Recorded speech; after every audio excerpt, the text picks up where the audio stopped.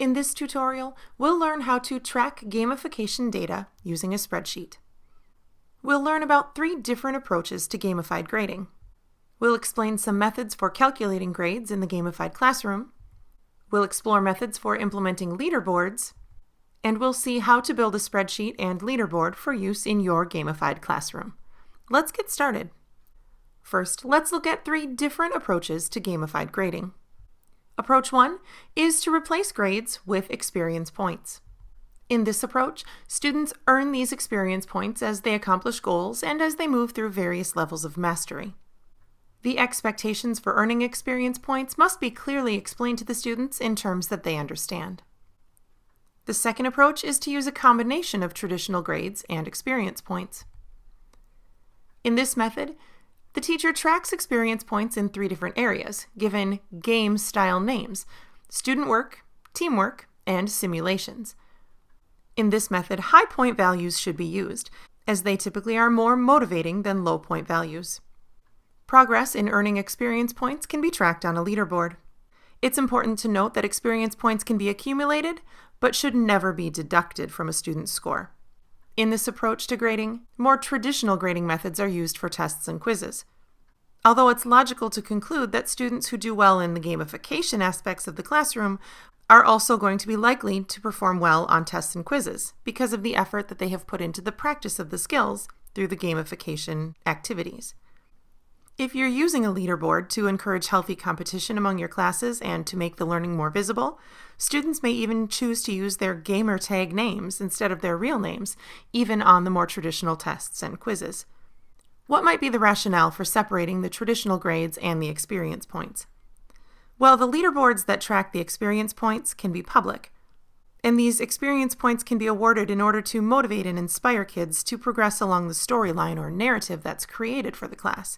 Meanwhile, private grades, not shared with the rest of the class, can be assigned for required or expected work, like tests and quizzes.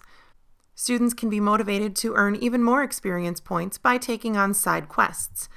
Earning more experience points leads to earning more badges, and also to greater mastery of skills and abilities.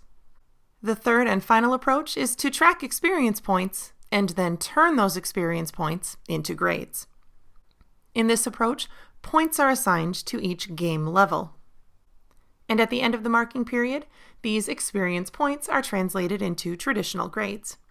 This approach may be more motivating than traditional grading and averaging, since students can watch their grades increase as they accumulate experience points over the course of the grading term. Remember that students can fail to accumulate experience points, but these points are never deducted from a student's overall total. What might grade calculation look like in the gamified classroom? Since gamification is built on the ideas of mastery and competencies, points are accumulated rather than averaged. It's important to include both mastery and progress when you're calculating a student's grade. Here's an example of how a student's grade might be calculated. The mastery grade, which reflects student progress on individual objectives, might be averaged and then weighted at 50%. In this portion of the grade, objectives that students do not meet are not entered in as a 0. Only mastered objectives are used to calculate this portion of the grade. The progress grade, however, does take into account the objectives that students have not mastered. The more objectives that a student completes, the higher their experience points total will be. So at the end of the grading term, weight each student's experience points total at 50% as well. Here's a simplified example involving just 4 objectives. Note that for the mastery portion of the grade, on each objective, the student could earn up to 100 points. Objective 4 was not mastered, but in the mastery portion of the grade, objectives that are not mastered do not count against students. So this student's 3 scores of 85, 90, and 75 out of 100 averaged to 83%. Weighted at 50% of the total grade, this gives us 41.5%. Now on to the progress portion of the grade. Notice that the total possible experience points were not the same for all of the objectives. On Objective 1, for example, this student earned 40 experience points out of the total possible 50. On Objective 2, 25 experience points were possible, and the student earned them all. Objective 4, which was not mastered, earned the student 0 experience points out of a possible 50. Overall, the student earned 165 experience points out of the possible 225, which calculates to 73%. This score weighted at 50% gives us 36.5%. The two bold totals, 41.5% and 36.5%, add up to a final grade of 78% for this student for this grading term. Now that we've seen how to implement experience points into the overall grading scheme, let's take a look at how to use leaderboards to track student progress throughout the course of the grading period. There are 3 different types of leaderboards that can be used to track experience points accumulation. An individual leaderboard displays the high XP scores for individual students across 1 or more class periods. A team leaderboard displays the combined scores for teams that are set up within the classes. And a class leaderboard displays class XP totals, which allows for some friendly competition between classes. When implementing gamification, it's important to build a spreadsheet that you can use to easily track students' experience points. Note that Mr. Matera's spreadsheet is actually available for purchase online, but you can also use Google Sheets to build your own spreadsheet. This spreadsheet can then be shared with students and viewed collaboratively in order to track team and class progress. To create your own spreadsheet, open Google Sheets and click the green circle with the plus sign to create a new spreadsheet. Change the name of the spreadsheet if you wish. Create the following column headings: name, total XP or experience points, team name, XP percent, and then create column headings for all of the tasks that students will complete throughout the grading period. In the second row of the spreadsheet, you will keep track of the total possible XP that students can earn. Create a row heading for row 2 using the phrase possible XP. You may wish to also use a different background color for the cells in row 2. From the View menu, freeze the top 2 rows of the spreadsheet.